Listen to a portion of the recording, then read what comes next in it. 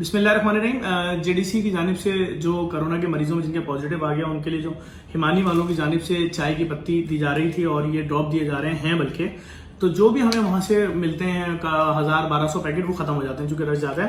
लेकिन ये साशे जो होता है ये आपने डालना है और जिनका पॉजिटिव है उन्होंने पीना है दिन में 2 बार और उसके अलावा 4-4 कतरे ड्रॉप डालने हैं। हमारे पास खत्म होने की सूरत में अगर यहाँ से बताया जा रहा है लोगों को खत्म हो गया, डेली स्टॉक आता है, तो आप परेशान ना हो। अब ये हिमानी के जो आउटलेट्स हैं कराची में, पाकिस्तान भर में, उस पर अवेलेबल है, आप वहां से जाके ले सकते हैं, कोई मुश्किल नहीं है। जेडीसी से लेंगे तो बिल्कुल मुफ्त है, बाकी वहां पे जो भी इसका छोटा मोटा दिया होगा वो आपको देना होगा।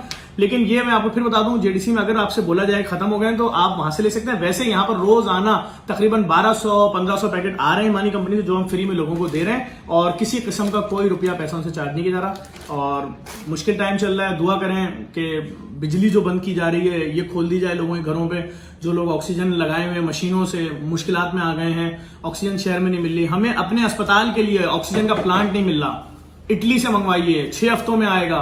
जो बड़ी बड़ी पाकिस्तान की टॉप कंपनियां हैं वो लिफ्ट नहीं करा रही हैं, और करोड़ों रुपए का, 2.25 करोड़ का प्लांट। तो जिन बेचारों ने घरों पे 80-80 हज़ार 1-1 लाख की मशीनें लेके अपने पेशेंटों को लगाया हुआ है, तो अगर बिजली बंद हो जाएगी तो फिर वो तो अपने वालिदैन से, अपने प्यारों से महरूम हो जाएंगे, मर जाएंगे उनके प्यारे। किसी को भी आला हुक्मरान को रहम आ जाए तो इस टॉपिक पे सोच लें। मुझ पर बहुत ज्यादा पाबंदियां हैं अदालत की तरफ से, इन लोगों ने लगवाई हुई, मैं खुल के ज्यादा नहीं बोल सकता। बस इस वीडियो को लाइक शेयर करें।